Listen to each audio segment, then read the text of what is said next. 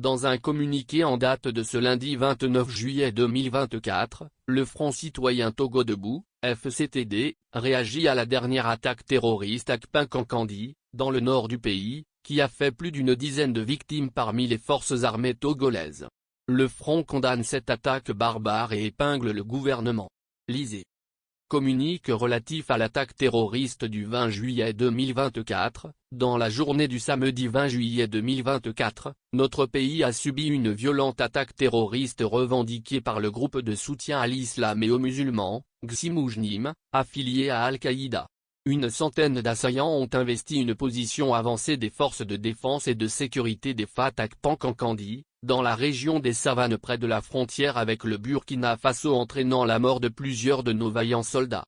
Le Front citoyen Togo Debout, FCTD, s'incline devant la mémoire de ces valeureux fils du pays qui ont fait le sacrifice ultime pour défendre la nation. Le FCTD présente à leurs familles ses plus sincères condoléances et souhaite un prompt rétablissement aux blessés.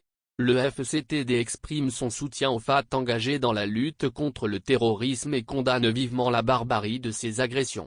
Suite à cette attaque, le chef de l'État du Niger a adressé un message de solidarité et de condoléances au peuple togolais. Pourtant, le gouvernement togolais continue de se murer dans un silence incompréhensible et les informations sur ce drame nous parviennent par les réseaux sociaux et au travers de séquences vidéo mises en ligne par les assaillants. Il est évident que ce silence est contre-productif et laisse libre cours à la thèse des terroristes. Le gouvernement a tout intérêt à réévaluer la communication, surtout que ces attaques risquent de se multiplier, au vu de l'envergure de celles que nous avons vécues ce 20 juillet.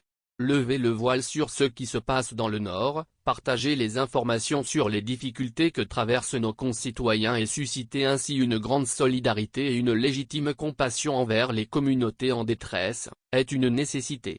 Il ne sert plus à rien de cacher les informations puisque les terroristes ont décidé de communiquer et de faire la propagande de leurs attaques contre notre pays. L'analyse sommaire des séquences vidéo mises en ligne par les terroristes montre une horde d'assaillants attaquant ce poste avancé et suscite des interrogations. 1. Pourquoi des fortifications aussi sommaires pour protéger ce poste avancé des FAT?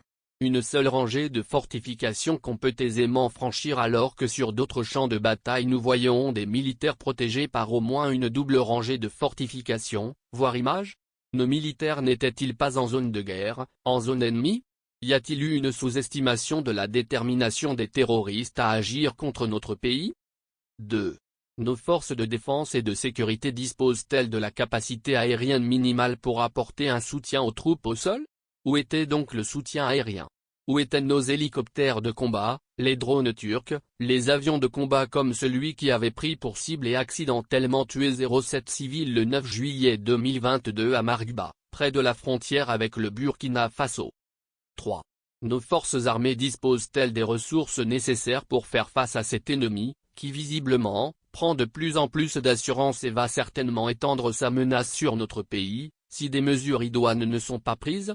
La recrudescence des attaques appelle à un vrai sursaut national avec l'implication des communautés, les initiatives se multiplient, avec le PUR, Programme d'urgence pour la région des savanes, qui a obtenu en fin d'année 2023 un financement de 30 milliards de la BOD, le Programme d'urgence de renforcement de la résilience et de la sécurité des communautés, un soutien annoncé du FMI dans la stratégie de lutte contre le terrorisme, mais on parvient difficilement à déceler ce qui est réellement fait pour soutenir la formation, l'équipement, la protection des éléments des FAT engagés dans cette bataille contre un ennemi implacable. La programmation militaire 2021-2025 a été dotée d'un budget de 1,4 milliard de dollars US pour le renforcement des équipes des FAT et la mise en place d'un groupe d'intervention antiterroriste. Mais cela suffit-il vraiment à apporter les moyens adéquats et à orienter efficacement les ressources pour le renforcement des forces de défense et de sécurité? 4.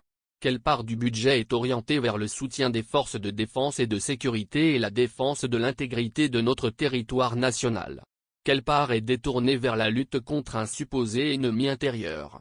Pegasus et assimilés ne devraient-ils pas être focalisés sur la lutte antiterroriste plutôt que de servir à espionner des opposants politiques, des journalistes, des acteurs de la société civile, le clergé etc. 5.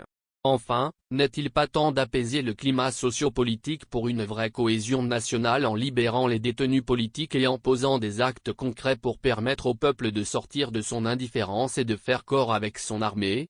Les rumeurs persistantes d'arrestation de militaires ne vont-elles pas fragiliser nos forces de défense et de sécurité et mettre encore plus en péril notre cher pays?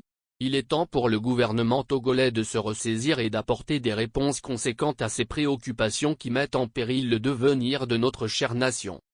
Le FCTD appelle le peuple togolais à faire front avec son armée contre les tenants de l'extrémisme violent et, à l'armée républicaine, le FCTD demande de mettre en avant la défense des intérêts exclusifs et supérieurs de la patrie.